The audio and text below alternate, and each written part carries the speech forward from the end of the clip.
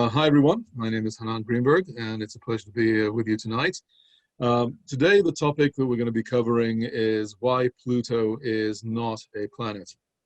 And Ed Paret asked me to call out for our younger viewers that this image that I have here on my opening screen, while is to some degree from a size perspective a little more accurate than most depictions.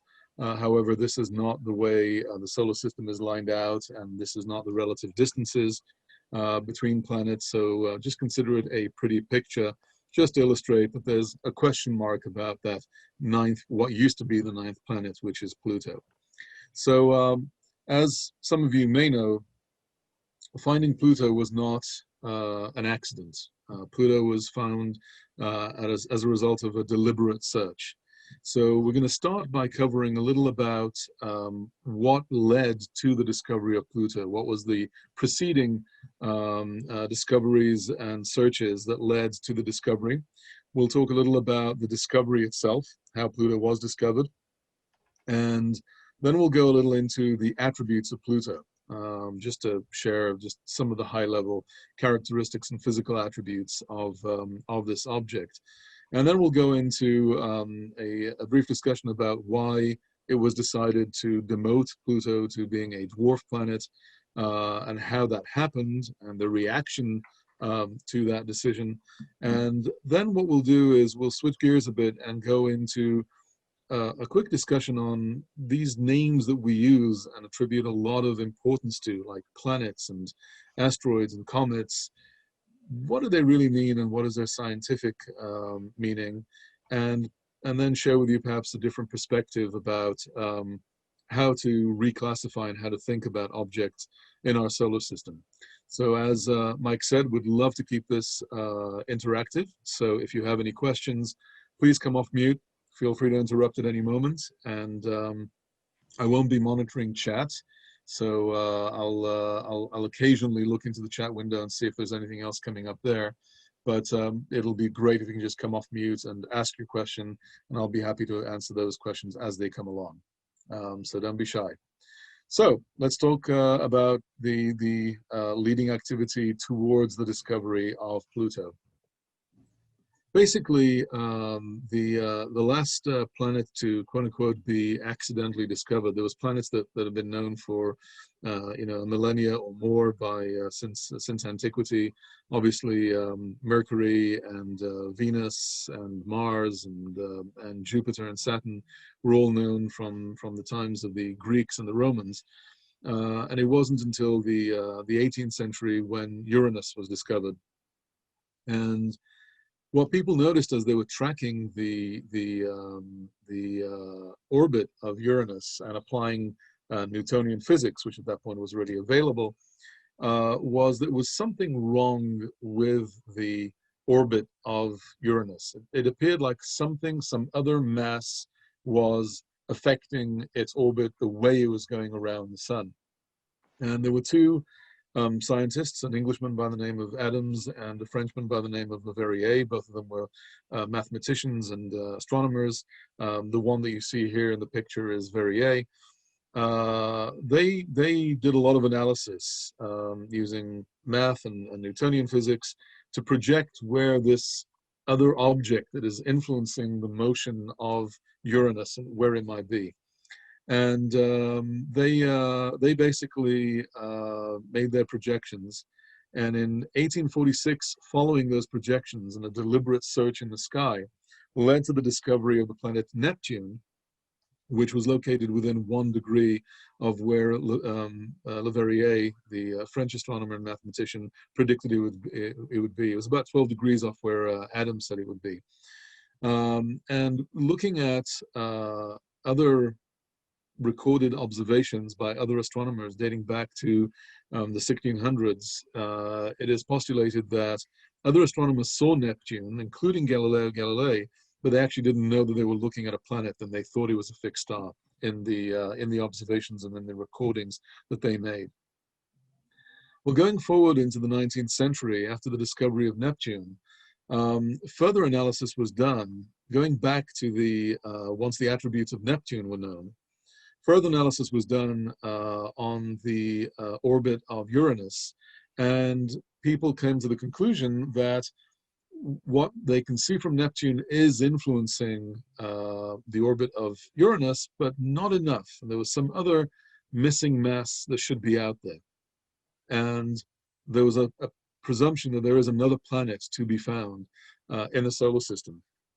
And that led to the search for what we now call Pluto. And it was initiated by Percival Lowell, who you can see here in the image on the screen. He was the founder and funder of the observatory, what is now known as the Lowell Observatory in Flagstaff, Arizona, in the late 1890s.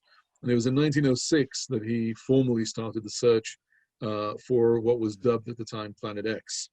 And he conducted that search for almost 10 years until his death, never really finding the planet he was looking for. It was later discovered that in images that were taken during his lifetime in 1915, that actually there were a couple of low quality images that actually did capture Pluto, but at the time they didn't realize what they were looking at. And for a while, the search was put on hold. There was a legal battle going on between Lowell's widow and the management of the Lowell Observatory, and things got entangled for almost actually a little more than a decade. And so that takes us into the 1920s, where at the end of the 1920s, in 1929, the director of the Lowell Observatory assigned Clyde Tombaugh, who was at the time 23 years old, to go back to do the systematic search. And you can see here, this picture is a picture of Clyde Tombaugh with a telescope. This is not the telescope that he used for the search for Pluto. You'll see a picture of that shortly. And the way they were doing the search was they were doing long exposures. They were going systematically across certain sections in the sky where they generally thought there might be something that would be influencing either Neptune and or Uranus, and started taking images. And these images were taken several days apart, and they would start comparing the images. The problem when searching for an object like Pluto is that it is really, really tiny. They didn't know how small it was going to be, but they assumed it wouldn't be a Jupiter-sized object. So they knew they were looking for something relatively small. And the problem is that something that small has a relatively small footprint. It'll have a very small point of light in the image, not very impressive. And it's very hard to identify what is a star and what isn't under those conditions. And the best way to do that is to actually look for any motion, because what we know from our perspective is that the stars are fixed in the sky. They don't appear to be moving. They are in fact moving in the sky as they go around the core of our galaxy, but to the human eye, and definitely through the lifetime of a human, the changes are minute. You wouldn't even notice them. So they appear to be fixed. And if you see anything else moving along the, on the backdrop of fixed stars, that could be a planet. It could be a comet, it could be an asteroid, but it could also be a planet. And the best way to detect, our eyes are very sensitive to motion. They're very good at detecting motion. So if you compare two views of the sky that essentially are supposed to be identical, and even if something really small moves, your eye will catch it. And so this is what they were using. On the right-hand side here, you can see what was known as the blink comparator, which is basically, back then there were no computers, there were no CCD chips, there wasn't even film that was really used for this kind of photography. What they were using at the time were glass plates that they would expose to light, and that would capture, literally burning onto the plate, the image that was being captured. So this rather complex apparatus, and it's quite big, these plates are about yay big, was able to very quickly move the plates, even though they both had the image of the same field, and they could switch them very quickly as they were looking through. I'm just trying to point you with my mouse, this little golden piece here in the apparatus. That was the eyepiece that they were looking through, and the plate would change location, and they would see the same field of stars, but if anything moved, they could identify it. And that's how the search went on. And it was for about a year Clyde Tombaugh spent a lot of time imaging the sky and then looking and analyzing the images that they were taking. Now, it was in February of 1930 when they actually found Pluto. And what you can see here on the left-hand side is the actual telescope in Lowell Observatory in Flagstaff, Arizona, that was used by Clyde Tombaugh to find Pluto. You can see here that at the bottom of the telescope, there is this big rectangular holder or apparatus that's where the glass plates were entered. And because, again, there were no computers, there was no auto guiding, and as accurately as you would hope that the mount would track the sky, you would still need to guide the scope. You would still need to keep it on a fixed star to do long exposures to get a good clear image, because otherwise, if you didn't do that, you would do a long exposure, the scope wouldn't be tracking correctly. You have the motion of the Earth as we rotate. You would get star trails instead of actual nice, clean stars. So you got to imagine, I mean, if you've ever been to Arizona, to Flagstaff in January and February, it is freezing cold. It's ice, it's snow. These were not insulated buildings. You got to imagine someone like Clyde Tombaugh sitting, and at the bottom of the scope here, you can see there's another scope. That is the guide scope. You got to imagine him sitting there with his neck craned at this eyepiece for hours at a time during the night to gently guide the scope to stay on the image. There's a lot of hard work. Today we're very lucky to have computers and auto guiders to just do the work for us. But back then it was painstaking work to capture those images. And it was in February 18 when he compared images from that night and the several nights earlier on that comparator that we saw on the previous, the blink comparator that we saw in the previous screen, where he saw that object moving in a star field where they guessed there should be something. And after further observations that were done, it was confirmed that this was the planet they were searching for. And they were looking for a name to give the planet, and there was a contest, and a young girl in England, an 11-year-old girl in England, whose name is Venetia Burney, was the one who suggested the name Pluto for a dark, gloomy planet because it was so far away from the sun. And you can see here, this is from March 16, less than a month after the discovery, when the telegram was sent from England to Lowell Observatory proposing the name Pluto, which was actually accepted. You might note that in the telegram itself, it's got her name wrong. They called her Vebtia Nerney, but her real name is Venetia Burney, and this is her picture when she was 11 years old, when she made that recommendation. So that is what led to the discovery of Pluto.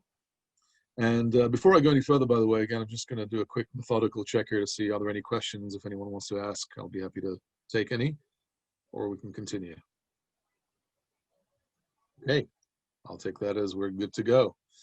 So what I did a few days ago, we can see this from October 16 of 2020, I decided to pay my little homage to Clyde Tombaugh, and using a 5-inch refractor, I decided to try and image Pluto myself. Now, again, for most of us who are involved in amateur astronomy, Pluto is just not one of those objects you're going to look at, because even if you had a 12-inch or a 20-inch scope, you would look at the eyepiece and you wouldn't be able to tell it apart from any other star in the sky. It doesn't look like anything special. So it's just not a very exciting object to look at. But from a motion standpoint, you can capture it. I wasn't 100% sure I would be able to do it because the angular size, the diameter of the dot of Pluto is so small that for certain scopes, definitely smaller ones than 5-inch, it would just be too small to register. So I made sure that the equipment could actually do it. And initially I did some only 1-minute exposures and I was getting nothing.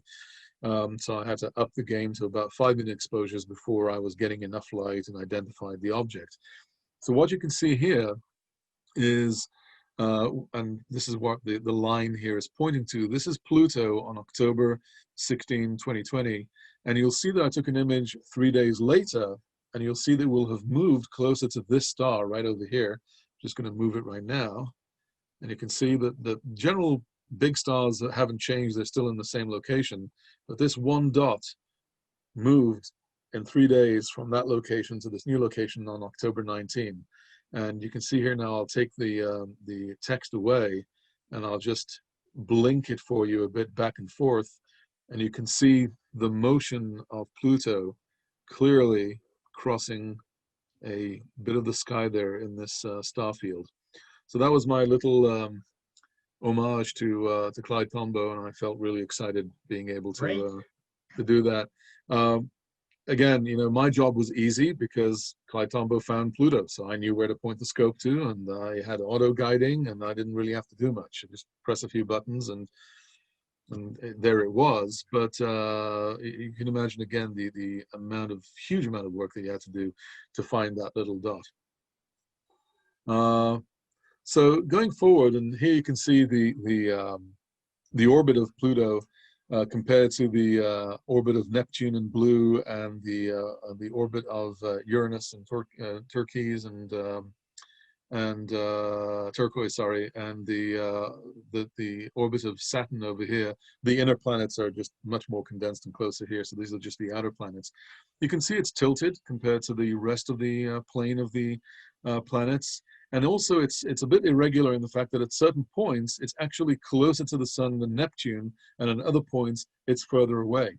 So when you look at the average position of Pluto over time, it's typically about, on average, about 40 times further away from the sun than the Earth. So it is extremely far away and extremely cold.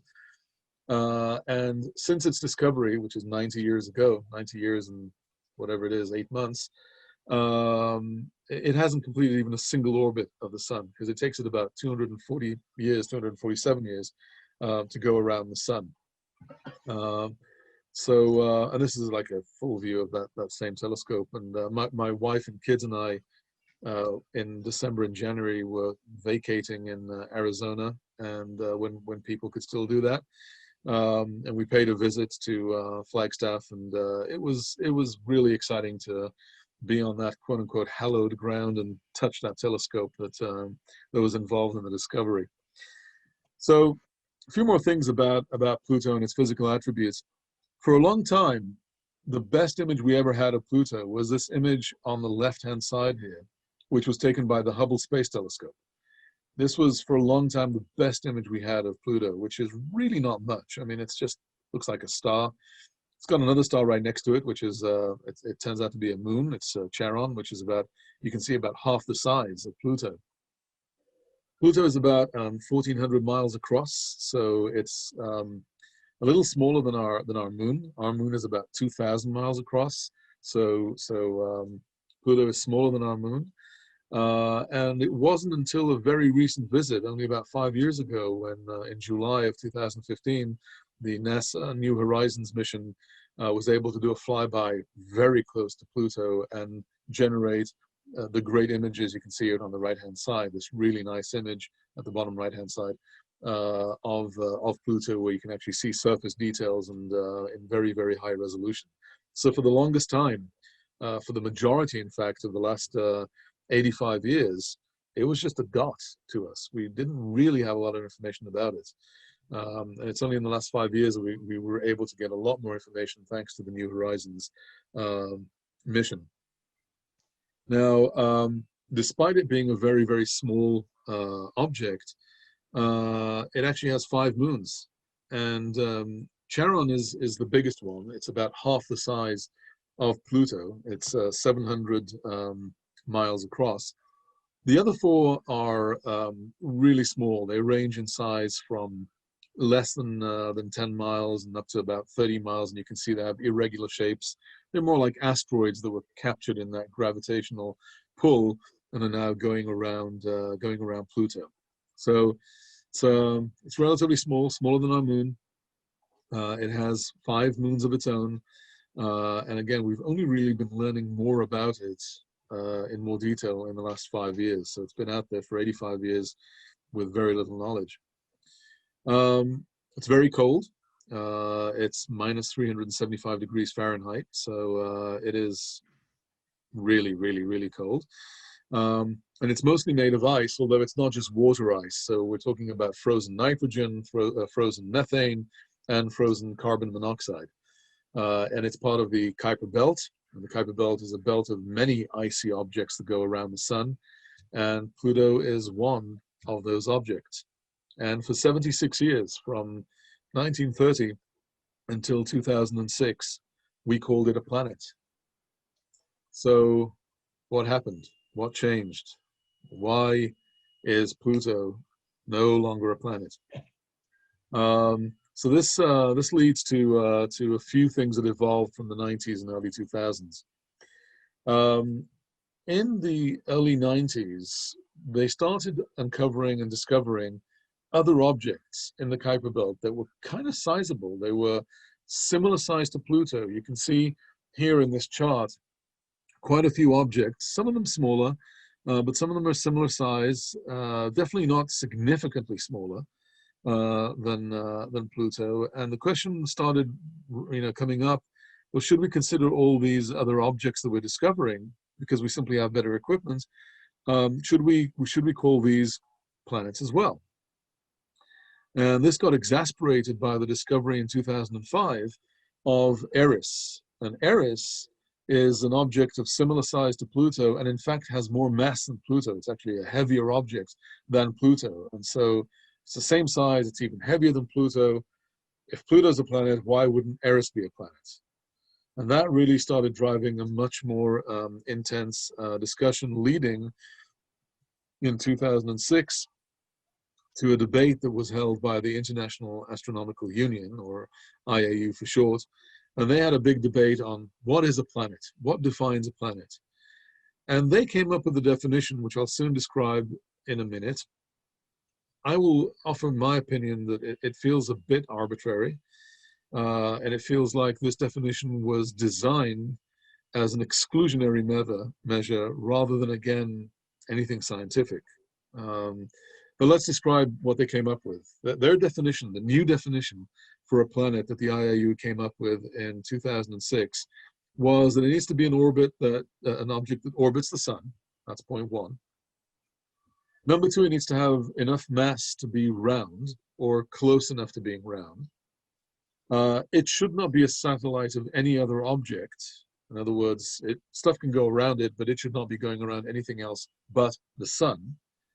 And that it has removed the debris or any remains from its orbital path. So it has cleared its path throughout its orbit. And as I said, I'm not sure how much science comes into this. It's a definition.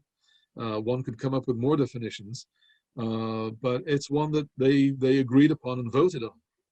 And as a result, Pluto didn't really meet two of the requirements. If you take a look at the animation on the right-hand side, you can see that this is a representation of Pluto as Charon rotates around it. And as you can see, Pluto itself isn't just sitting there in the middle and Charon is just beautifully going around it in either a circle or an elliptical orbit.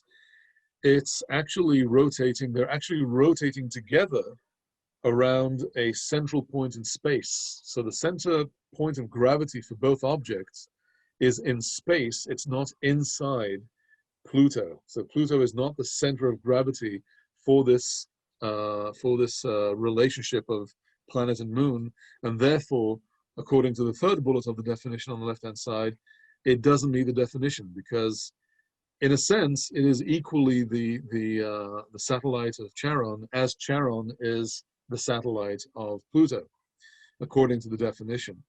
And the second thing is, of course, being part of the Kuiper Belt with thousands of objects in it, and some of them similar size, it had not cleared its orbit of other debris, and therefore both Pluto doesn't meet the second bullet of the definition and not the fourth bullet of this definition.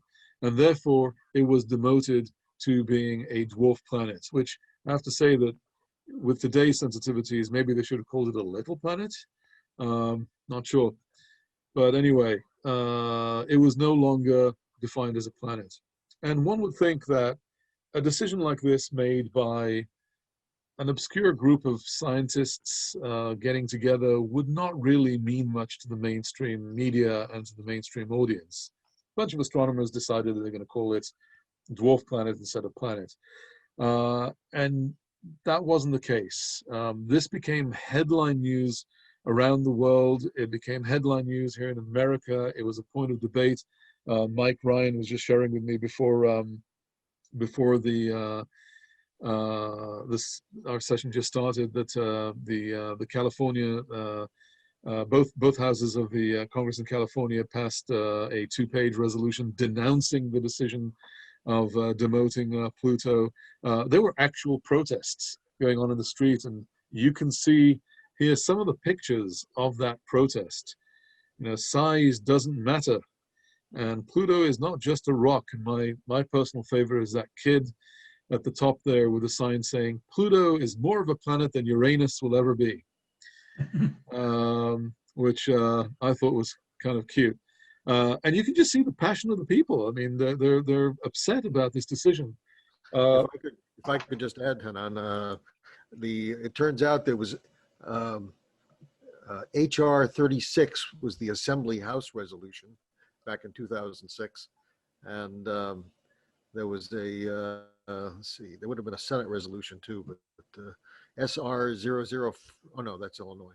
But yeah, you can look it up. You can Google it and read that resolution. And one of the major reasons why in this country it got a lot of pushback was because Pluto was known as the American planet because it was the only one discovered by an American, Clyde Tombaugh. Exactly. I was going to say that I think that a lot of the emotion and angst about it was the fact that it was the only planet discovered in the New World, in the new century, the 20th century, which is the American century, by an American, and I think that kind of pinched a few nerves and made people quite upset about it. So what I really find interesting is that the chairman of the IAU Planet Definition Committee disagreed with the decision.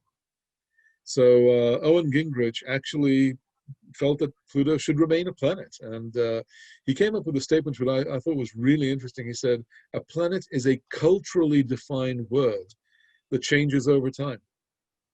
And I think that in that, it kind of gets to the crux of, are we really dealing here with science or just semantics of words? And what I'm about to share with you, for those of you who are part of the society, you may remember around the time this happened, probably a year or two after it happened, we had a great guy called Norm Spelling come and give a talk at the society, and he's published a book called What the Astronomy Textbooks Won't Tell You, with a lot of little anomalies and interesting theories, which is definitely worthwhile to read. It's available on Amazon for those interested.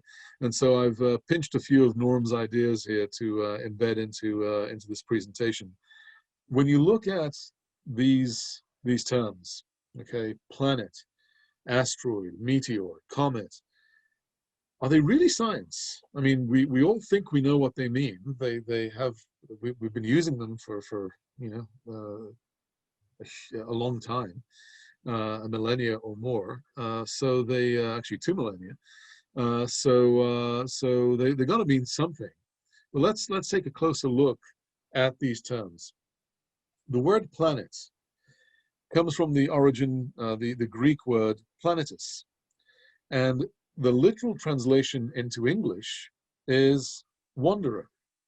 Now, the reason they called them wanderers, okay, the Greek word planetus, they called it wanderers, was because they were looking at the sky. And again, back in the time of antiquity, they weren't aware of Neptune and Uranus, but they were aware of all the other planets, Mercury and Venus, Mars, Jupiter, and Saturn. And they would notice that while the constellations all appear to be coming up in the same space, you know, the Orion belt is always going to look like the Orion belt. But right now, you know, I remember whenever it was something like 15, 20 years ago, noting that I could see Saturn in the constellation of Orion. And today, when you look at Saturn, it's, I think, in the constellation of Sagittarius or right next to it. So these planets seem to be able to appear anywhere they wanted in the sky. And so they call them wanderers because they were wandering along a certain path in the sky. But it's not a very scientific term. It's a wanderer. So if we were calling Pluto a wanderer and now we're calling it a dwarf wanderer, I don't think the people would have felt so upset about it. But we call it planet from the original planetus Greek origin, and we think it really means something. But the translation is simply wanderer. Definitely not that fancy definition that the IAU came up with. It's just wanderer. If you look at another term like asteroid, asteroid comes from asteroides in Greek, which literally means star-like. It's a point of light. It looks like a star. That's all it means. It's not saying anything about what it is. It's just saying what it looks like. And the planet didn't say anything about its attributes. It just said, this is what it's doing. It's wandering in the sky. The term meteor comes from meteoron in Greek, which means lofty or moving through the air. Not exactly a scientific definition. And last but not least, here, comet comes from cometus in Greek, which means either long head or with tail. I put in here the long-haired thing. So if I were to describe to you a solar system that was made of the following objects, we have wanderers, star-like objects, lofty objects or moving through the air objects, and long-haired objects. That doesn't really sound very scientific, does it?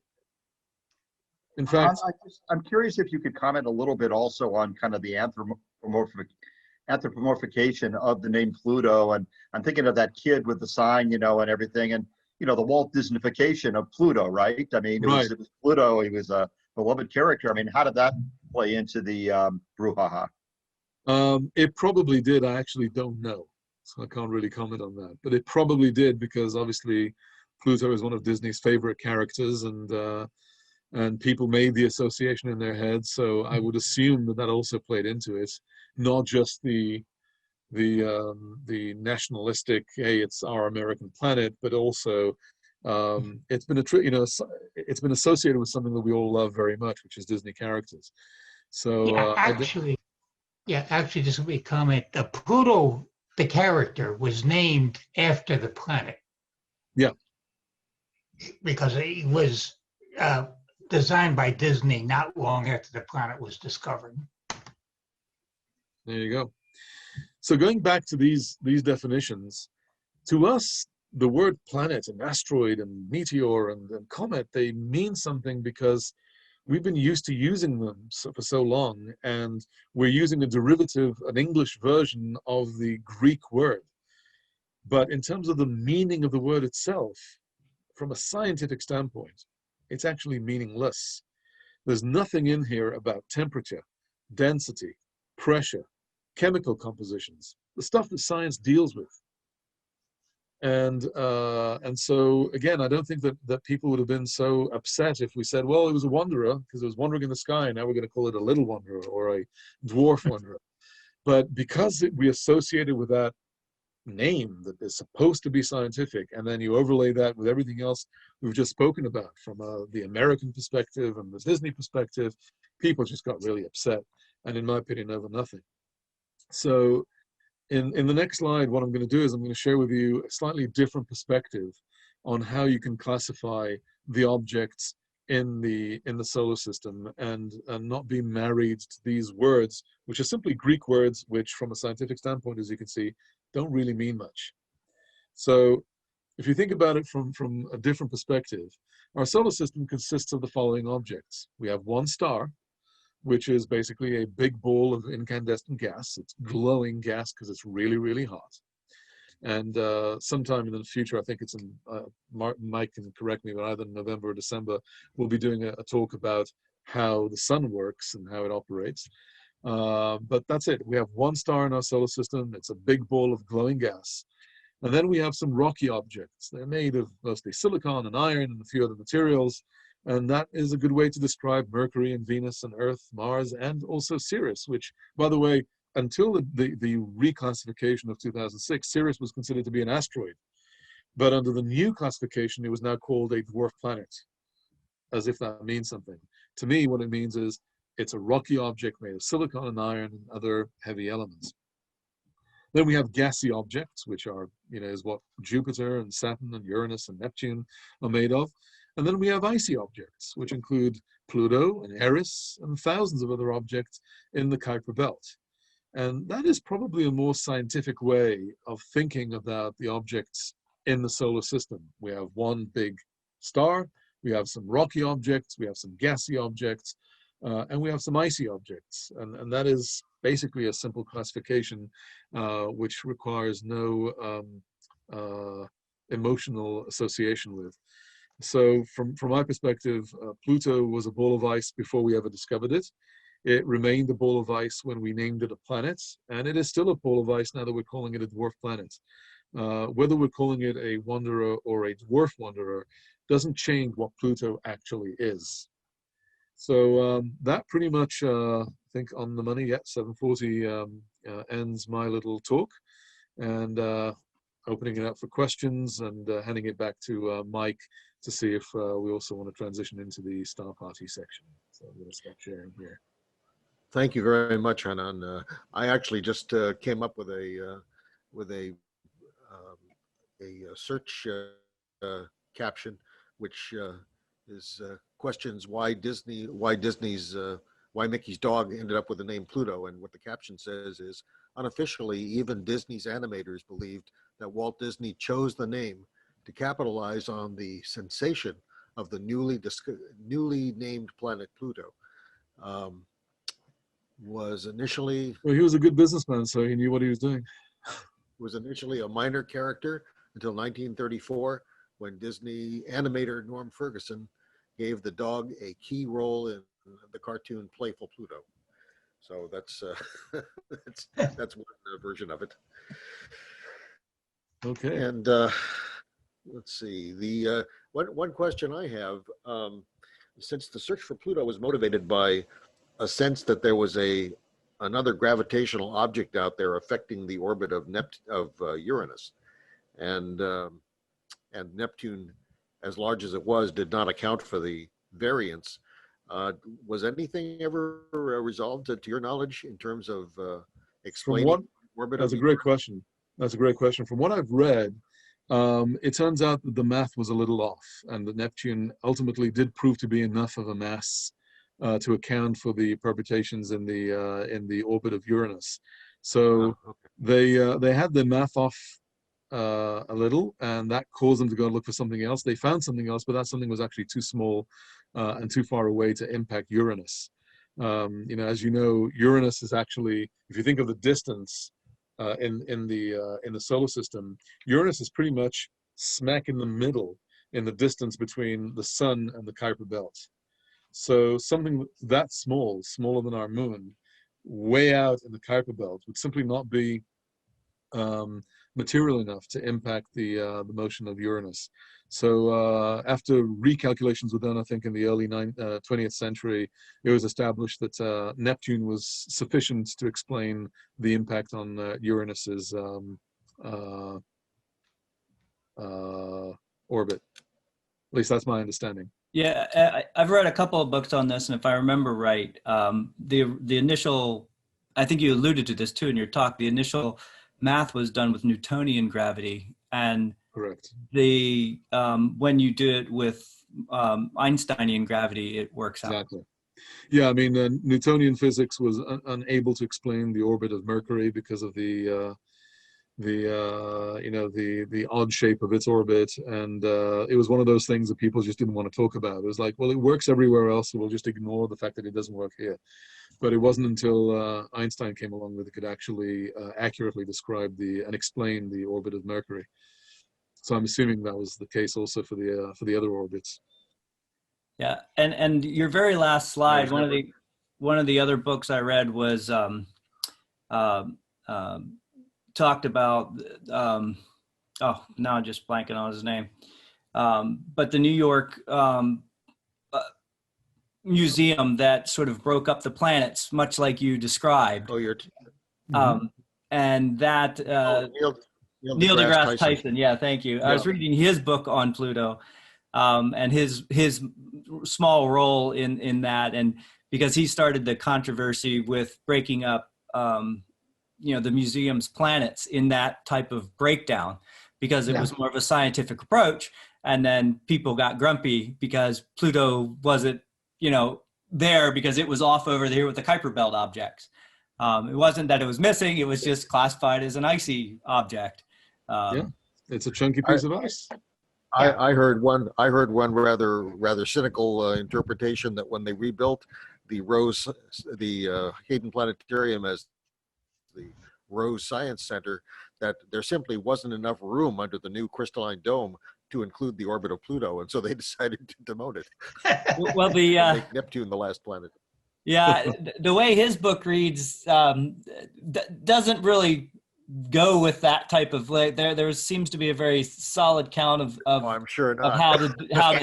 of where they wanted everything, and the relative size and scale that they went through. You walk around this spiral, a walkway, and everything is supposed to be to exact scale relative to the sun and the sun. Yeah, and the thing is that it's quite well documented that the questions about the what to do with all the other Kuiper Belt objects that are being found dates back to the early 90s. So I think at least 92 or 93, when more objects were being found, and it just, should we start calling all these planets? So the question was being asked more than a decade before they made the decision, like almost a decade and a half before they made the decision. And it just got worse every time they found something else, and it got ridiculous when they found something that was bigger than Pluto. So what's the justification to not call that a planet? And that forced their hand to have the debate. But again, it's the whole debate is, to me, kind of silly. It was basically okay, so we don't want to memorize, we were okay memorizing 9 objects, but having to memorize 50 objects in school, that's too much. So let's just find a way to exclude them. That's the definition, because the definition has absolutely no meaning from a scientific standpoint. Yeah, I'd just make a comment. If I could add. Oh, yeah. One comment I want to make is Ceres was considered a planet from when it was discovered around 1801 till the 1850s, when they started discovering new asteroids, other asteroids. Yeah. Yeah, and there they was realized it was one of many objects.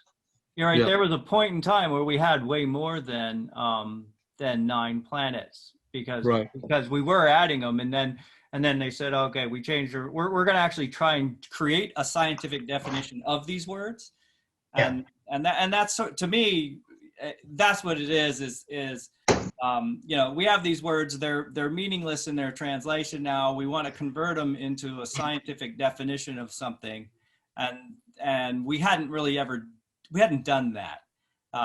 And so the organization in charge of all this finally said, we're going to actually define this in a scientific approach. So yeah, but what they did was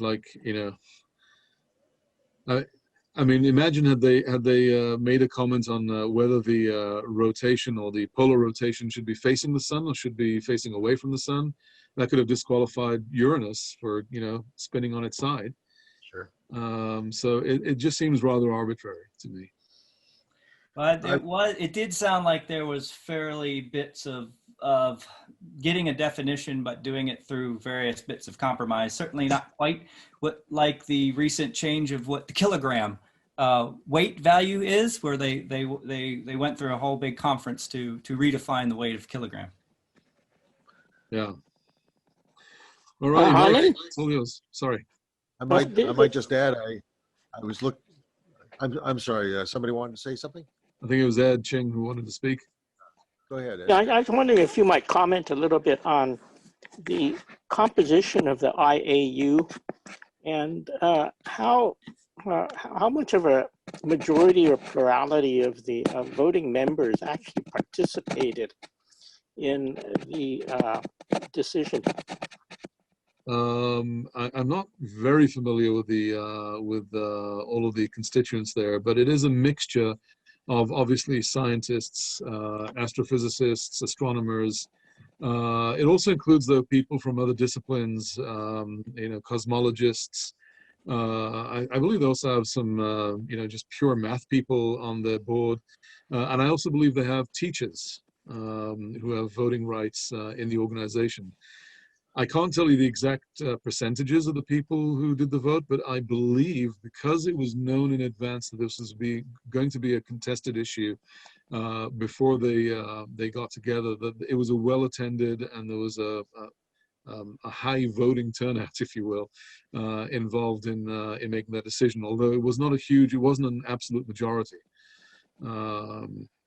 It was, I mean, it wasn't a relative majority. Yeah, it was definitely a majority, but yeah, it wasn't. Not everyone voted yes. If I from the book, I don't remember the numbers either, but I have a book that has it. I can probably dig it up for you, Ed. But it was thousands of people in the vote. Yeah, it was a very large number of people. They knew in advance. They knew in advance it would be on the agenda, so people came in passionately wanting to debate one way or the other. I actually had heard that it was done near the end of the session on the final day after a number of people had already left. I had sort of heard that, and I thought it was more than a number of people, is that a large fraction of the people had actually left already. And this was sort of left as business that was kind of... I didn't know that story. Yeah, the book I read didn't read that way. Yeah. It may have been at the end of the week, but I think it was because they were debating it and discussing it and arguing over it for the entire week before they had the vote. Exactly. I distinctly remember the news reports that that the vote was coming, and it was in mainstream media. Yeah. So it was mainstream media that was reporting that there will be a vote, that it's being debated, and then like 2 or 3 days later, after it was announced, then the decision was announced. So. I don't think this was some dirty trick of waiting for people to leave, because it was known days in advance that the vote would happen. Yeah, I was looking at something called ResearchGate. See, where's that? ResearchGate.net, and I didn't yet find a text of the California resolution, but they have a little summary here where they say. School children had written angry letters noting that without Pluto, the mnemonic device kids use to remember the planets in order will become useless. The most significant protest came from a member of California Assembly, Keith Richmond, who introduced a resolution condemning IAU's reclassification of Pluto as mean-spirited. The resolution included lighthearted declarations that the planet shared the name of California's most famous animated dog and has a special connection to California's history and culture. Some planetary scientists and astronomers also protested the exclusion of the planet from the solar system. Okay, and see, it looks like they did a duplicate here, but will affect small children the most, as they will lose interest in science. Yeah, the Neil deGrasse Tyson book has that entire resolution in it. It's amusing and very goofy to read. As is, he has a whole section about creating a new mnemonic for kids because of that problem with of having to remember it without the pizza. Exactly. All right, Mike, star party time. It's all yours. Okay, ladies and gentlemen, so we thank Chanan very much for that excellent talk and for sparking our imaginations and stimulating our thought processes. At this point, we are going to invite Ed Perret, Michael Cook with their EV scopes, and Chanan with his lunar and planetary camera to avail us of imagery currently visible in the sky. I have M27 in scope right now, and you can kind of even see the white dwarf in the middle. Hanan, I believe you have control. I think I just was able to share. Yep. Oh, yes. And, Yep, you were. You should be seeing the Dumbbell Nebula, and I'm going to zoom in a little bit. And if you look in the very center, you'll see a blue-looking star. That should be the white dwarf, the last remnants of the star that blew off. Form the planetary nebula. Yeah. Are you live on that, Mike? That's live, yeah. Oh, good. Yeah. I'll go see what I can get. Light bluish tinge to it there. I'll be off here and on the other machine. Yeah. M27, the Dumbbell Nebula. It's got some other names too. I'm trying to remember. The Apple core? Apple Core Nebula. Yes, thank you. And it's been described, I think, as a prolate spheroid. And actually, I have a description on it. Just a moment. See if I can. Yeah, you find can that. sort of see you got the red top there. Kind of also helps with the apple core things, and then you can see where it looks like it's indented. But after a while, this taking images, you can actually start to see a thinner part of the cloud in this area and this area over here. I don't know if you can see my cursor, but. Okay, so if I could add something to this, let's see. Messier 27 is the Dumbbell Nebula, also known as the Apple Core Nebula. It's a planetary in the constellation of Vulpecula, the Little Fox, located next to Cygnus the Swan, about 1,227 light years away. This object was the first planetary nebula to be discovered by Charles Messier in 1764. At visual magnitude 7.5 and with a diameter of about 8 arc minutes, it's easily visible in binoculars. The dumbbell appears to be shaped like a prolate spheroid and is viewed from our perspective along the plane of its equator. The age of the nebula is thought to be some 9,800 years, so really not that old. Like many nearby planetaries, the dumbbell contains a pattern of dark and bright knots, KNOTS, that vary in appearance from symmetric objects with dark tails to irregular tailless ones. As with the Helix and Eskimo nebulas, the heads of the knots have bright cusps, which are local photoionization fronts. Yeah, sounds like the COVID virus. The central star is larger than most known white dwarfs. Its mass was estimated in 1999 to be 0.56 solar masses. Okay.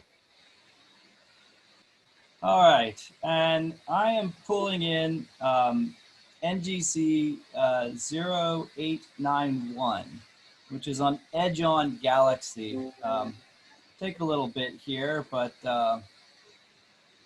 you can sort of watch it appear.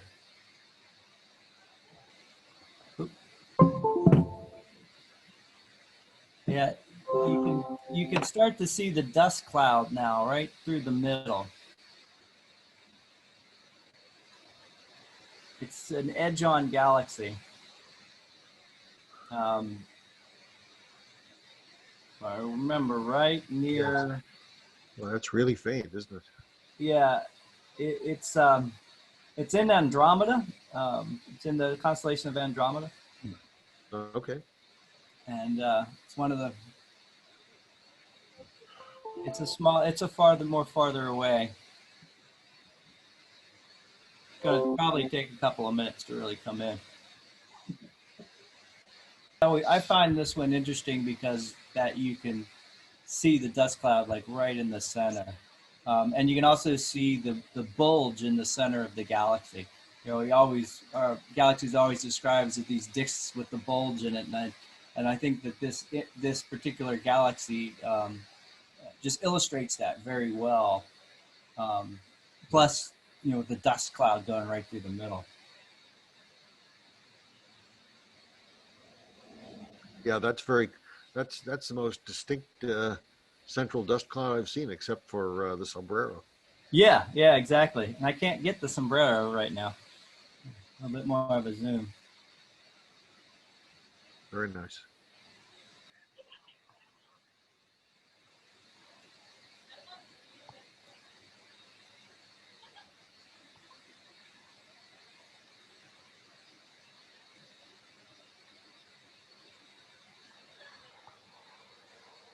Oh, looks like I got a satellite or something in the very top of the image. A little streak through it.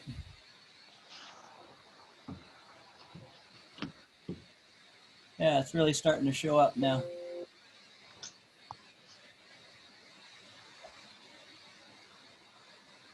So for those not familiar with the EV scopes, they are essentially astro cameras which automatically stack the imagery, meaning that the longer you stay imaged on the object, the the denser the image becomes. You can collect more light. So that it is no longer necessary to have such a large aperture as used to be the case in the past.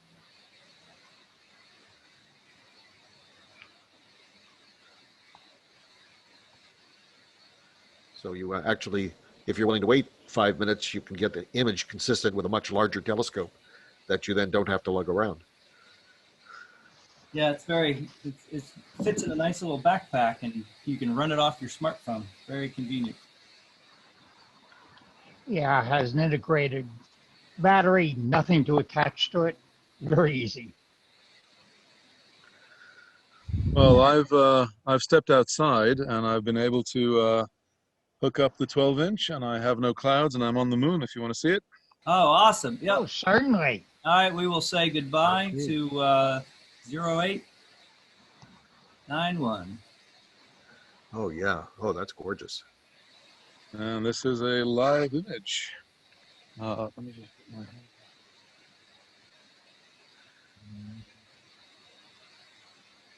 Oh. So we can literally go for a tour along the terminator on the moon. Yes. I'll just, oopsie daisy, a little too fast there. This, by the way, is, oh, there's the chain of craters. This, by the way, is the reason why we choose this date closest to first quarter moon for which to offer our Yep. star parties, because These are, phase when the moon's features are in the deepest shadow and therefore the most stark and well defined. these are the Apennine Mountains on the moon. You can see the crest over here and the shadow that they're dropping on the crater floor, on the right-hand side here, which is really nice. Yeah. This chain of mountains is about 450 miles long, so you could literally put San Francisco at the top here, and down here would be LA, just to give you some idea of distances. And some of those peaks, I think, are about 20,000 feet high, They're definitely very high. about 4 miles. And wow, this is really a dramatic view. You can see the few mountains here, lone mountains or peaks, dropping a shadow. And I believe this is, I can't remember which crater this is. I think it's Pluto, based on its, Speaking of Plato, I mean, sorry, not Pluto, Plato. This is, I think it's the crater Plato. very flat bottom crater just Yeah. inside the ocean, the Bay of Rainbows, Mm-hmm. which is ringed by the Apennines. Yeah. So just let's go a little further up here. That's the edge. Now we can go down again, all along the terminator. Yeah, that's beautiful. Just beautiful.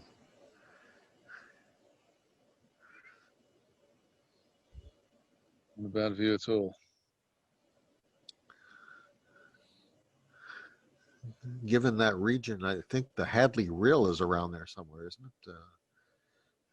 Yep. A rill running through the mountain chain. Yes. What I really like about it is you can see this crater in the mountain chain itself, Yes. which is pretty cool. Let me see if I can make that a little more. Oopsie daisy, I went a little too dark here. So the craters have the shadow on the left side of the circle, and so the mountains would have the shadow on the right side. Yeah,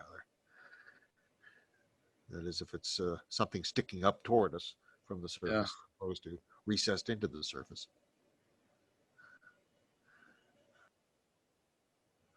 Okay. Let me try and share. Alrighty, there it is. And let me, Oh, yes. 1 minute, I'll Marvelous. zoom in onto it just 1 minute. I just realized I'm still on lunar tracking. So that is not going to help us. There we go. Ah. Okay. Oopsies. Need to go to sidereal tracking. Huh? Yep. Okay, hopefully that'll stay steady enough for me to That's very crisp. Very nice. Wow. zoom image. Hang on. Let's go here to apply. There we go, apply. And now I can go to 100%. And it's not great, but it's there. Yeah, it sure is. Yeah. Oop.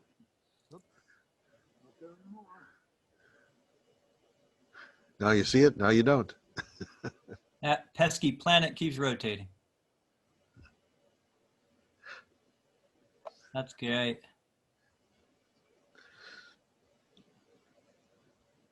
You know, I've read the distance across the rings is about 176,000 miles. It makes them almost as wide as the distance between the Earth and the Moon. Wow. That is insane. And the and of course Saturn's specific gravity is only about 0.98, which means it's actually lighter than water. So if you had a bathtub big enough, you could float it on water. But think about the ring it would leave around the tub. Yeah.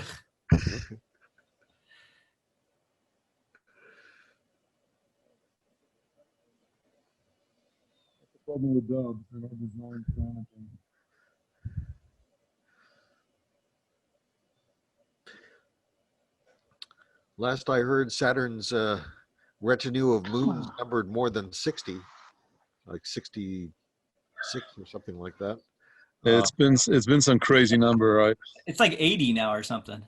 Could be. Of course, it's kind of a judgment call at times with what constitutes a moon versus what constitutes a rock or a block of ice. Maybe I'm thinking of Jupiter though. Well, yeah, I think Jupiter's number is up in the 80s.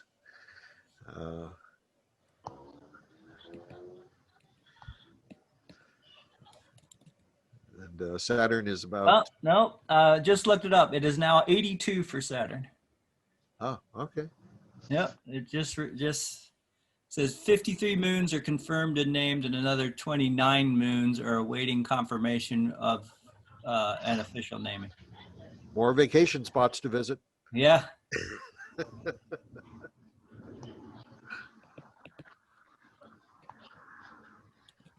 Oh, got it back. Yes. Yeah. And they now think Jupiter has 79 moons, and it has 53 named moons. Okay. Yeah. Oh, that's impressive. Yeah. Very nice. All right. We're not able to see Titan there, are we? I don't think so. Let me see if I can get Jupiter. Okay. Okay, why don't I throw something in if I can do it? Great. Saturn, by the way, is about 79,000 miles diameter for the planet. It's actually more broader across the equator than it is north to south, as with Jupiter, because it's a gaseous planet, and it spins in only about 12 hours. As large as it is, Saturn turns once in about 12 hours. Yeah. Jupiter is even faster, about 10 The hours. Blue Oyster. Yeah. It's All right. hard to see. It's very cloudy tonight. Yes. That's the Blue Oyster. Yeah. I'm missing the color myself, but it's still pretty impressive. Yeah, the impressive thing about it is this is one of the few planetaries you can actually see the central star in. Ah, yes. That's the pearl and the oyster. Okay, I've got a little bit of information on it. It was discovered by William Herschel in 1787. It's a planetary nebula. It's 5,000 light years from us. And the astronomers have modeled the three-dimensional structure of the nebula, finding it to be a cloud shape with irregular ellipsoid filled with bumpy, bubbly regions. As a bright central star. The bright pearl embedded within the glowing shell inspired the nebula's popular name, the Oyster Nebula. And quite frankly, the relative brightness of it? Do they say the relative brightness I write up. No, dwarf? it's not terribly bright, and there's a lot of haze over there. So Understood. anyhow, It does seem to be a pulsating, yeah, it's a pulsating star. yeah, star. Oh, really? Yep. Yeah, they say that's unusual too. Yeah, I found some description on it too. It says it's just under 5,000 light years away from us. And Yeah. let's see, irregular ellipsoid, yeah, filled with bumpy, bubbly regions, as you said. Yeah. Unfortunately, my EV scope just dropped. NGC 1501. Yeah. While the central star blasted off its outer shell long ago, it still remains very hot and luminous, although quite tricky for observers to spot through modest telescopes. Yes. This star has actually been the subject of many studies by astronomers due to one very unusual feature. It seems to be pulsating, as you said, Michael, varying quite significantly in brightness over a typical time scale of just half an hour. Really? While variable stars are not unusual, it is uncommon to find one at the heart of a planetary nebula. Good catch there. Thank you. Mm-hmm. All righty. How's Saturn doing? I've got Mars. Oh, wonderful.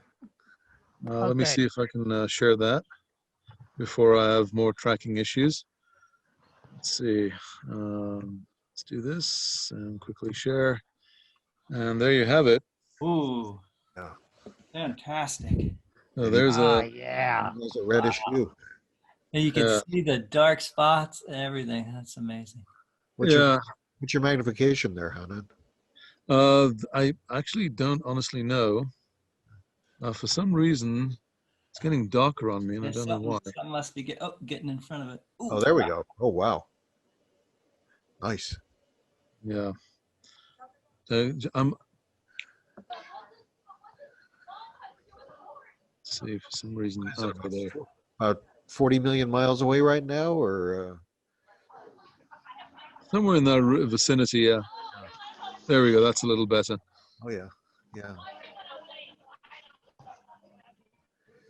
So Yeah, there's wispy clouds going, literally blowing over it right now. So it keeps on changing its brightness on me.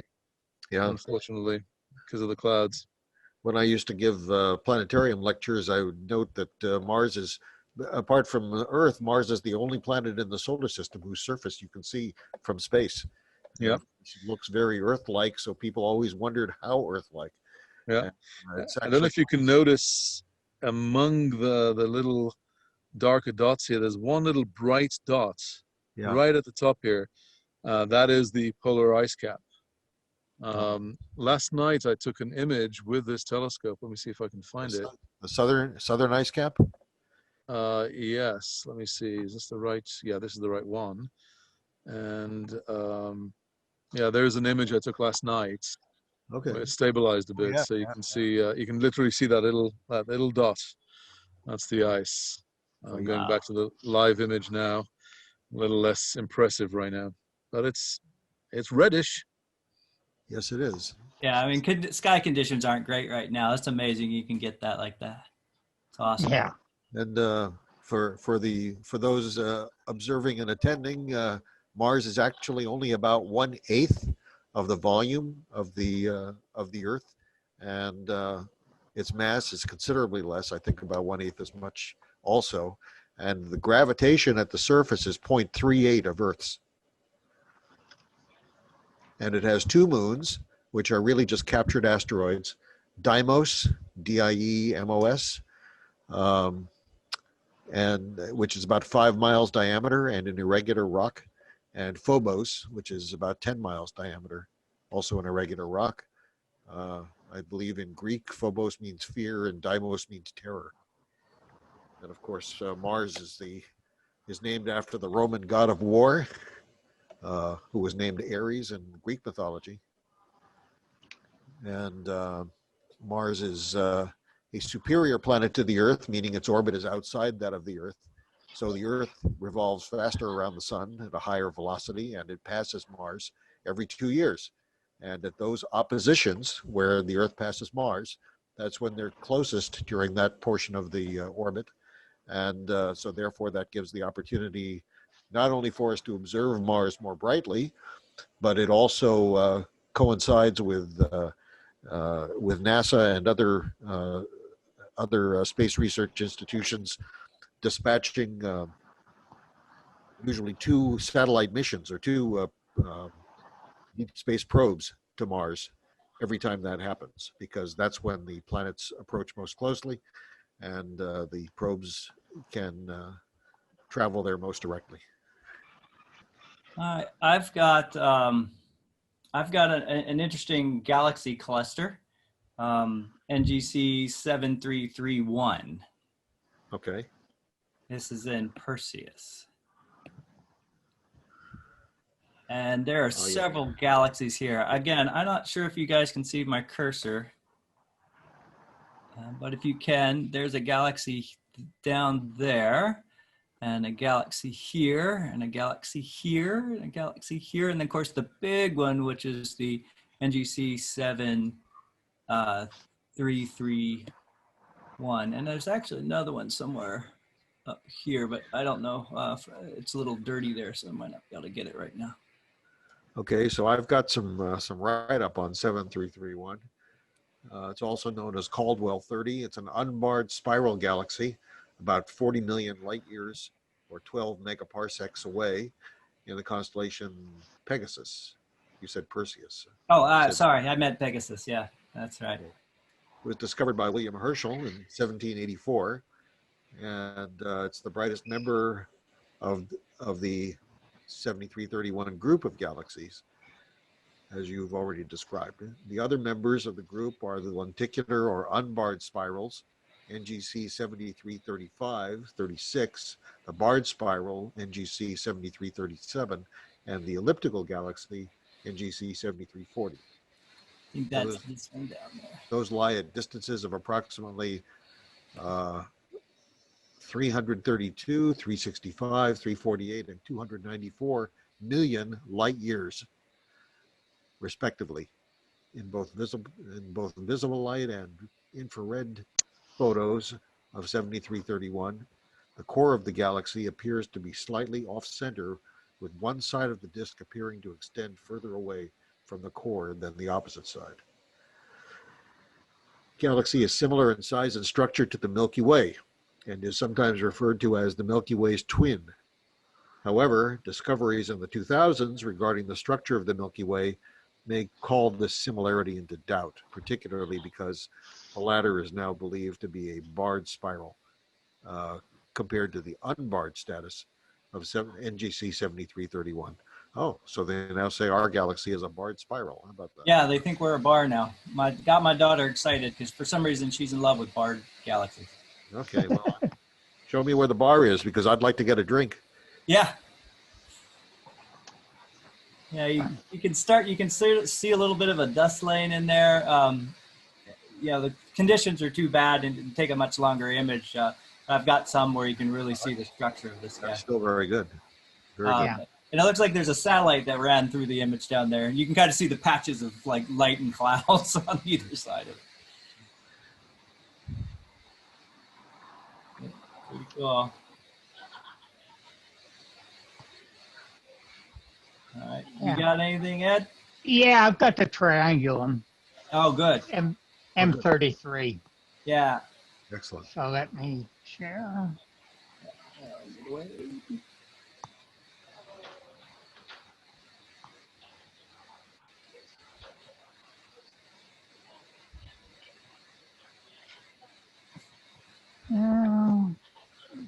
Pull up the screen. Okay, do you see it? Yes, there it is. Sure enough. Oh, that's nice. That's nice. Yeah. Call up some text on this thing.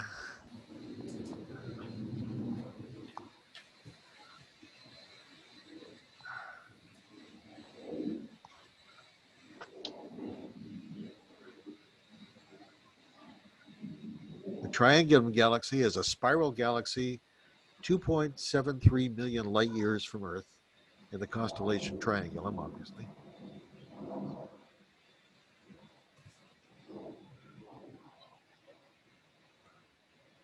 Cursor just hit the wrong thing. Here we are. It's the third largest member of the local group of galaxies, behind the Milky Way and the Andromeda. We're actually in the reverse order. It's one of the most distant permanent objects that can be viewed with the naked eye. The galaxy is the smallest spiral galaxy in the local group and is believed to be a satellite of the Andromeda galaxy, or on its rebound into the latter due to their interactions. Let's see. That's an incomplete sentence. The galaxy gets its name from the constellation where it can be spotted. It's sometimes informally referred to as the Pinwheel Galaxy by some amateur astronomy references in some computerized telescope software and in some public outreach websites. However, the pinwheel is usually refers to Messier 101, which several amateur astronomical resources identify by that name. Yeah. By the way, the galaxy M83 is also referred to as the southern pinwheel. But you're right. 101 is the pinwheel, yeah. And 83 is referred to as the southern pinwheel. Southern pinwheel. Yeah, M33 actually does not have that, or should not formally have that name. Yeah, it's apparently there are some references where it does, but that's not the commonly accepted designation for the pinwheel. I mean, M101 is commonly regarded in more sources is called the pinwheel. Let's see. Under exceptionally good viewing conditions with no light pollution, M33 can be seen with 20/20 vision, naked eye. Well, I might as well forget about that. To those viewers, it will sometimes be the farthest permanent entity visible without magnification. Its light diffuses. Let's see. Across a little more than a pinprick of the unmagnified sky, the cause of which is its broadness. This astronomer's term is a diffuse rather than compact object. Observers range from finding the galaxy easily visible by direct vision to a truly dark, dry cloud, and implicitly dry cloud-free sky, to needing to use averted vision in rural or suburban skies with good viewing.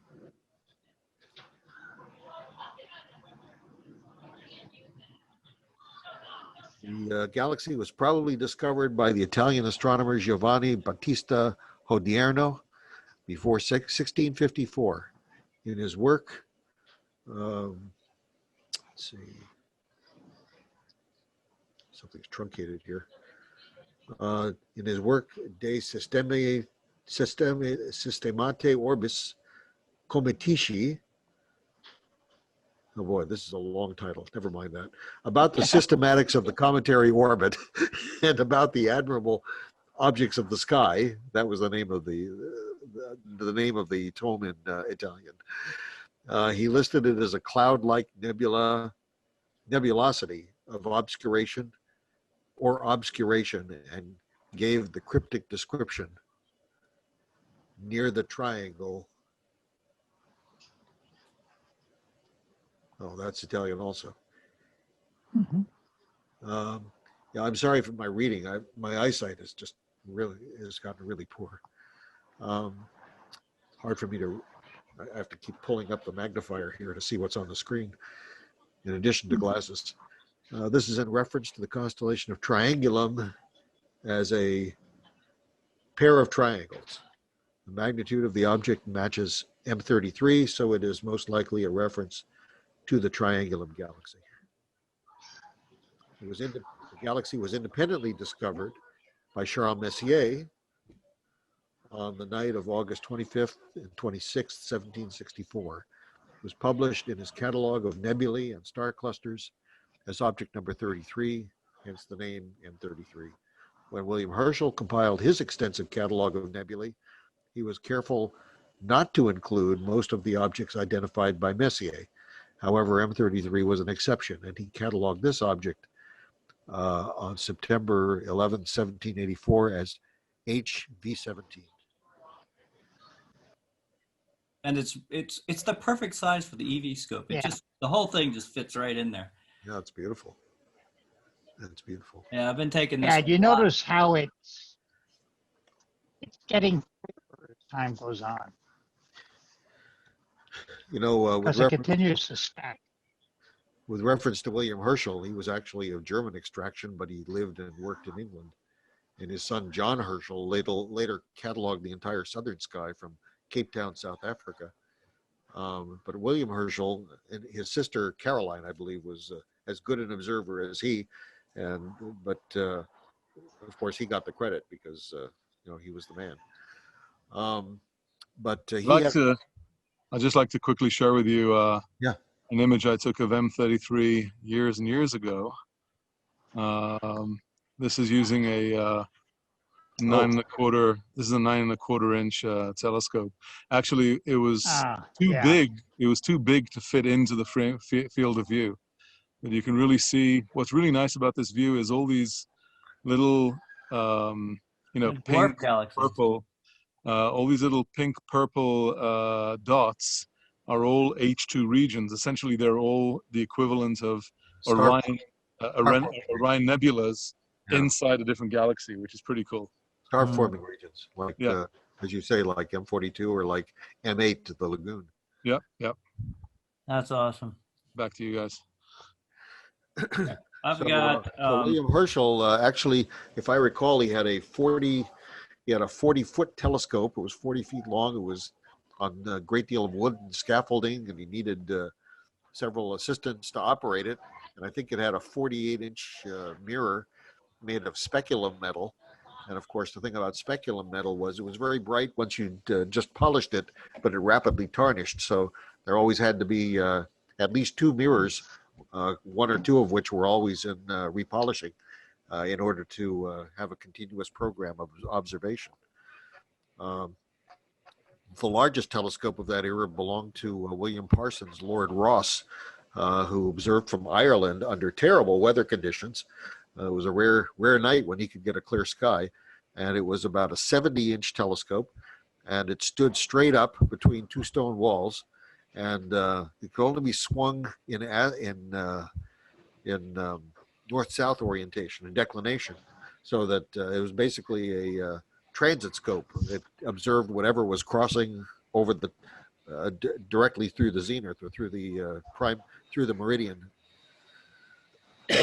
that ran through his zenith, and of course he needed people to operate it by ropes and to hold it in position and so forth. So wasn't that the Lord Rosse telescope? Wasn't that referred to as the Leviathan? It could have been. Yes, I think you're right. Actually, I think you're right, and it was relative to almost any other instrument of its time. Yeah. I got here on the screen now M15. By the way, William Herschel, I think, was the discoverer of Uranus, if I remember.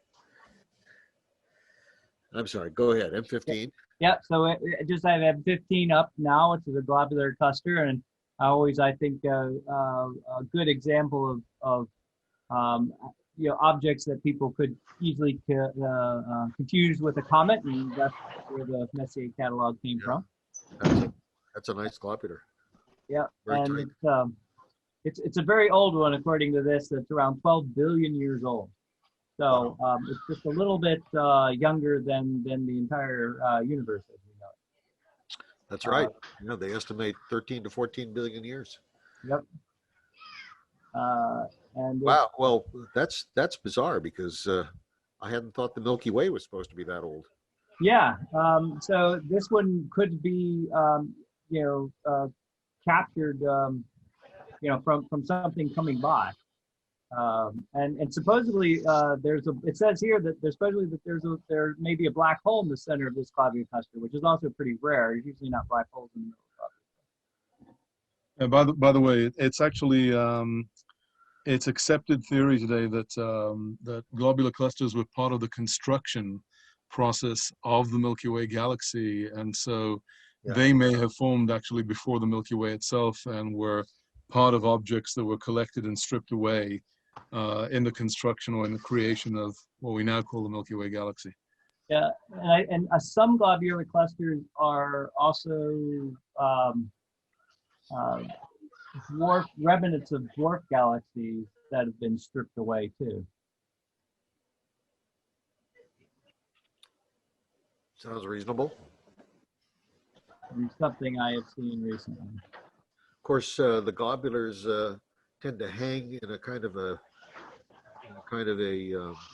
spherical halo around the center of the galaxy.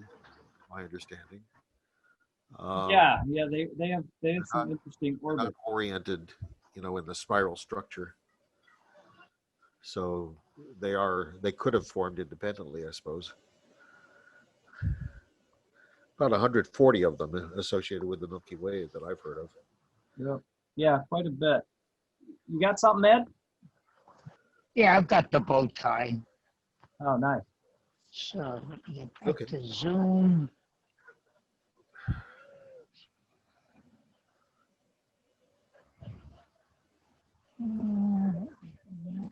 Here.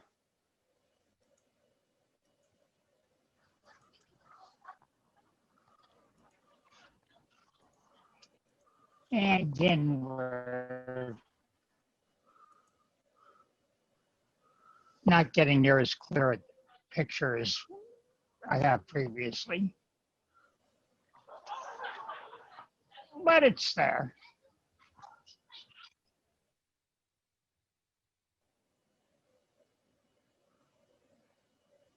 Oh, yes.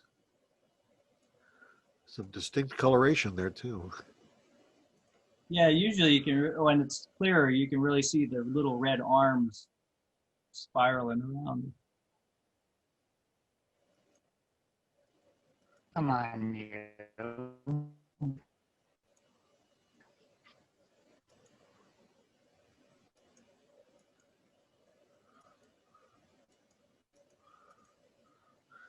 Bowtie Nebula, a remarkable planetary of the constellation of Cepheus. I don't know why the software doesn't want me. The Wimpy King in Greek mythology, discovered by William Herschel on November 25th, 1788. It's composed of hot gas around a dying star that has ejected its outer layers to leave behind a smaller hot star with a surface temperature of 50,000 degrees Celsius, almost 10 times that of our sun. It's about 1 light year across. That's the nebula, not the star. About 30,000 years from now, scientists theorize that NGC 40, as it's called, will fade away, leaving only a white dwarf star approximately the size of Earth. It formed when a shell of ionized gas was blown into the surrounding interstellar medium by a star in the last stages of its evolution to become a white dwarf. I will share something temporarily, just to get it as an interesting side note here. If you can see this, you see a little bit of a fuzz in the center and then a blue star over there. This is going to take a little bit to get in. That blue star is a supernova in the galaxy NGC 514. And the supernova is actually brighter than the galaxy. So you almost see that before you see the galaxy. And this will take a little bit more to come in, but let's just get a little bit of a starting point, because you hear that often about how supernovas can be like brighter than a galaxy, and they'll outshine the whole galaxy. Yeah, and this, it's like, this is just the evidence slapping you in the face. When you point to the galaxy, you can barely see the galaxy, but the supernova is just right there. I'm gonna let this come in a little bit, and maybe Ed's got some show, or Hanan. I'd love to see his Helix Nebula again. All right, so there is the Helix Nebula. Took this just a few days ago, 4 or 5 days ago. And this is another example of a planetary nebula, much like the Ring Nebula and the Dumbbell Nebula that we saw earlier, the Apple Core. What's really nice about this one, it's sometimes called the double helix, because if you see there's a faint little other additional patch of red here behind. I didn't expose it long enough to capture it well, but it actually has a more complex structure to it. The different colors that you can see here are basically driven by the different chemical compositions of the materials in here. Specifically, the red pieces are, or the red parts are hydrogen, and the brighter area here, which is sort of mainly bluish greenish, is mostly oxygen, and that's the when they're ionized, this is the color that they have when they shine. And right here in the center is the white dwarf that is left over from a star. These planetary nebulas are created from stars that are typically definitely smaller than 8 times the mass of the sun, but typically even smaller than that, more like 4 times the mass of the sun. Yeah. And this is sort of the dying ember is the remaining white dwarf in the center, and the rest of the gases are what used to make up the star and is being pushed away. What I can show you here is when you're doing astrophotography, you sometimes have to deal with stuff going through your image. So as I was taking images, this is about 2 hours of exposure consisting of multiple 5-minute exposures. Unfortunately, in one of them, I had a plane go through the image. So you can see here. Oh, yeah. This is like zooming through the image, and obviously I couldn't use that in my stack. So this is leftover garbage. What I've recently started doing with my images, it looks nice in color, gives you a lot of nice detail, obviously. But I've made a point of converting all of my images also into negatives, because I find that it sometimes brings out some details you don't see in the color. So this is a negative image of the nebula. Here you can actually see more clearly the extra hydrogen here, that little arch of hydrogen behind, which was that faint red stuff that we saw there. And you can also see the rim between the oxygen and the hydrogen here much more pronounced in the negative image.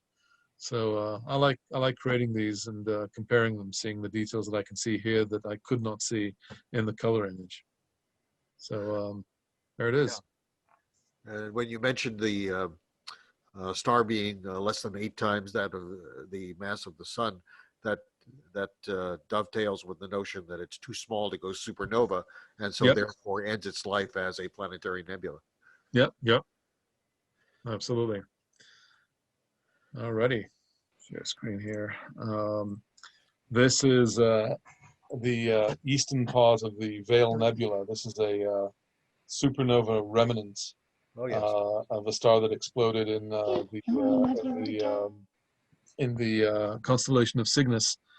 So it's right high above the sky, and this is one of the first sort of serious image attempts I did with the Ken Lum's Apo refractor, and I was really happy with the results, because you can really clearly see the wispy, strings and knots in the gas here. You can see again different pieces of hydrogen and oxygen and other types of chemicals that make up the gases of this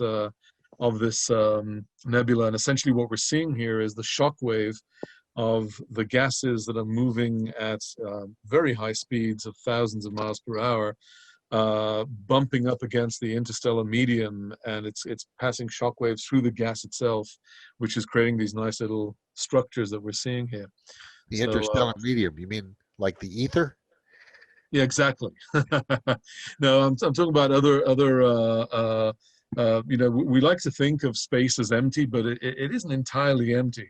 Yeah. There's stuff there, not a lot. In every 2 cubed centimeters, you can find about 1 atom, and there are other elements that you might come across depending if you're anywhere near a molecular cloud. And so clearly this gas is bumping up against something which is causing the disruption and these knots to be created in the gas.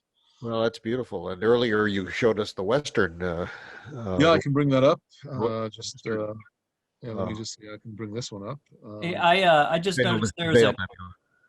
I noticed there's a question in chat as who about can someone explain what is a supernova and what is a nebula? I guess a planetary nebula.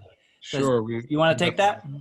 Yeah, sure. So nebulas can mean many things. You have nebulas that are the birthplace of stars, and you have nebulas that are basically the dying embers of a star. But essentially, a nebula is simply a cloud of gas. Typically, the most common gas you're going to find is hydrogen. And if it's a stellar nursery, let's say like the Orion Nebula or the Lagoon Nebula, it is a molecular cloud of gas that is falling on itself or collapsing on itself under gravity, and new stars are being born there. Those stars that are being born there are letting off so much UV radiation that they're ionizing a part of that cloud, and it's glowing. And we see that cloud of gas glowing, and we call it a nebula. But essentially, it's a cloud of gas. It's also true for planetary nebulas and for supernova remnants. They're also essentially nebulous material because they're gas matter, but they are essentially the leftovers of an explosion of a star. And what we're looking at here, I just brought it up so that you can see, and this ties to the question about what supernovas are. This is the western part of the same nebula I was showing earlier on. It's a massive nebula, and edge to edge, you could fit in the moon about 6 times into that supernova remnant. So this is the western part of it. And a supernova has 2 types, really, a supernova type 1a and a supernova type 2. They basically represent the dying stage of a star, and the difference is basically the mass of the original star.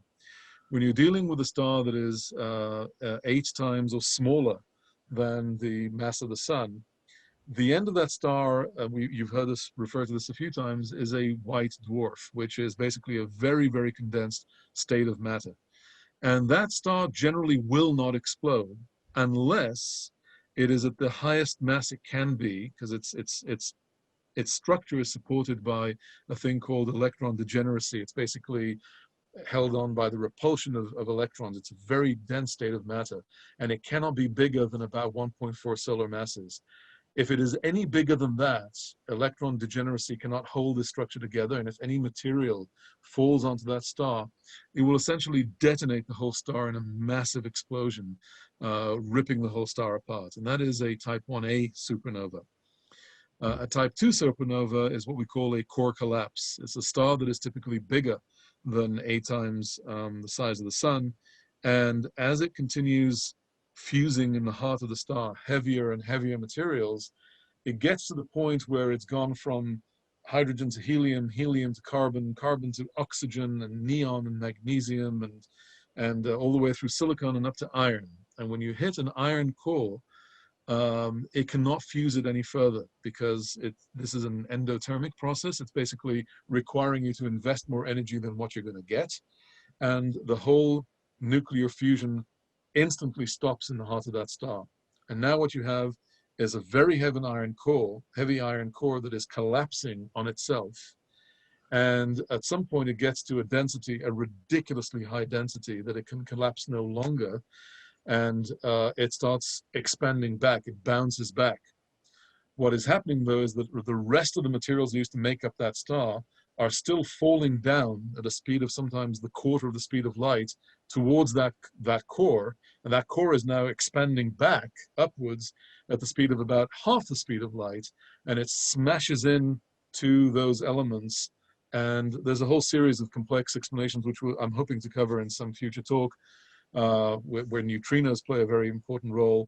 But essentially, it creates a massive explosion through the whole envelope of the star. The whole envelope of the star starts fusing and rips the whole star apart in a massive explosion. It's the most brightest object you can see. That was basically what Michael was referring to earlier. It can outshine an entire galaxy.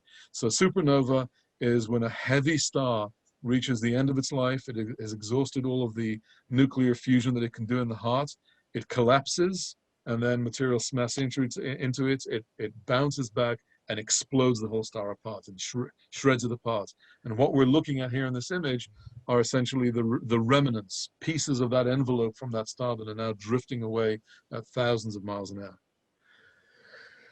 Very good explanation. I hope you folks are all taking notes because there's going to be a short quiz next period. There will be. I'll bring back my supernova. Okay. And That's then I suitable should- considering the description we just had. Yeah, I see. I get that. So the galaxy is now You can start to see it. The conditions aren't great. I'll show a picture that I also took a different night, but this is the live. And like I say, if we come back in, I can't remember, maybe it's just a month, we won't be able to see this anymore. This first big bright burst, it's such a, like from that giant description that Chanan was giving about how much energy and things there says, Right. It does decay very quickly. And so we won't see this big blue star by this galaxy for very long. yeah. I think it only lasts a month. Maybe it's a couple of months. Can't quite remember off the top of my head. The supernova in 1054 AD, I believe, was bright enough to see in broad daylight for a period of about 3 months, and then it faded. Yeah. And that was in our galaxy itself. The crab basically became the Crab Nebula today, right? That's right. Yep. M- So M1. yeah. So this one just showed up. Like we just discovered this in October. Somebody, and so maybe we have it through the end of the year, and then we won't see it anymore. So it's just such a new discovery that just happened. It's kind of one of the reasons I find it exciting. I'm going to switch to an image I took earlier when the skies were nicer.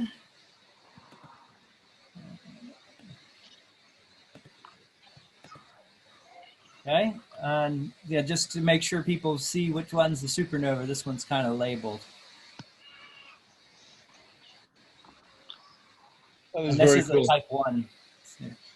Yeah. I back in 2011 there was a supernova so it's a supernova type 1A. Yep. I didn't know if it was okay, Yep. cool. That's a white dwarf exploding. So there was a supernova in M51, the Whirlpool galaxy, back in 2011, and I had just imaged it a few months earlier. So I was able to do 2 sets of images with long exposures, and I could put them one next to the other, and you could see that one place that star didn't exist, and then suddenly there's a very bright part of the galaxy in the new one that I took in 2011. It was very cool to see that. Yeah, I find that really interesting stuff. Yeah, it's also. I mean, how far away is NGC 514? It is not close, if I remember right. I'll get that 1 second. I'm curious because it's always misleading. We just saw it now in October, but really the supernova happened. Yeah, 83 million years ago. Yeah, there we go. 83 million years ago. Yep. This thing happened, so that the dinosaurs were still roaming the Earth when this explosion happened, and now the light has finally arrived here. It's kind of mind-bending. Yep, exactly. And this is another galaxy that was discovered by William Herschel. It's pretty faint. It's a magnitude 11.6. But by the way, William Herschel wasn't very good at giving credits to his sister, who did a lot of the work for him in documenting the findings and arranging them, and also actually done some of the research. So it was a brother-sister duo, the Herschel findings. Yeah, and there's some good. She kept her own set of diaries and notes, and there are a handful of objects that she did get credit for, but you're right. I'm sure many of them were a tag team duo doing it all. Yep. Yeah. I will show real quick while I'm getting set up on another object, an image I took, I think might have been 2 nights ago, inspired by Ken Lund, because he had shown me this object. Let me see here, where am I?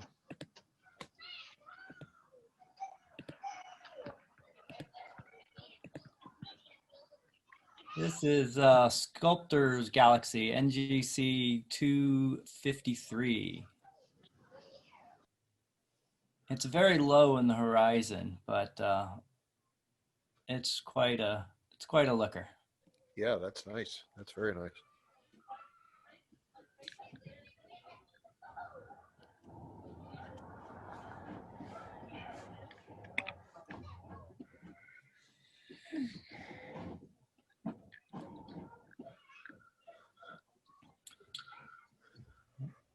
I have that's one I did of Triangulum last week. Yes. What Ed was showing earlier. Yeah.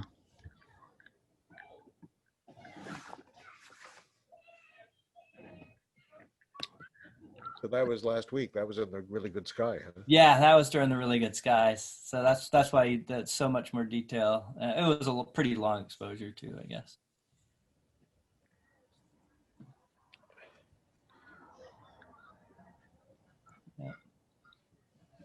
Yeah, I wasn't sure I could get this one in actually because it's not in a great part of my sky. I was kind of excited that I could get it, and it's got some nice detail in it for something so low. And the skies the way they were. All right.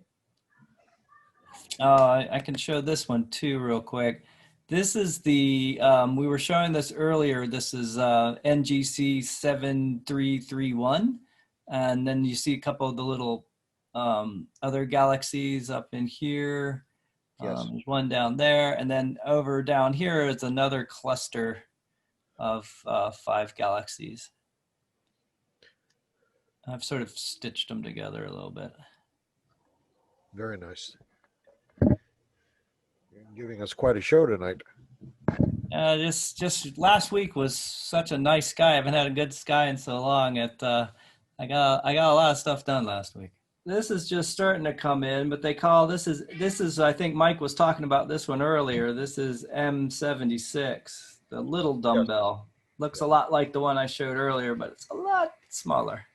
It's just starting to show up though. Pull up that write up again. Just a second.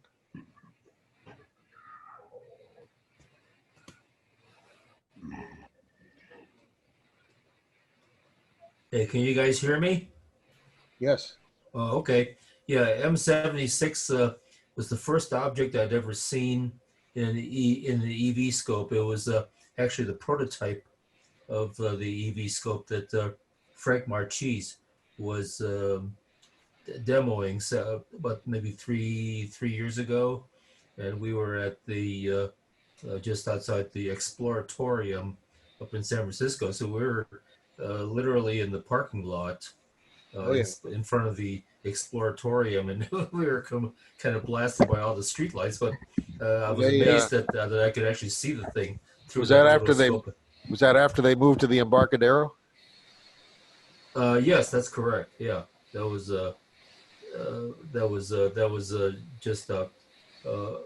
just Pier 25 or whatever. Pier 28, right? Exactly, right.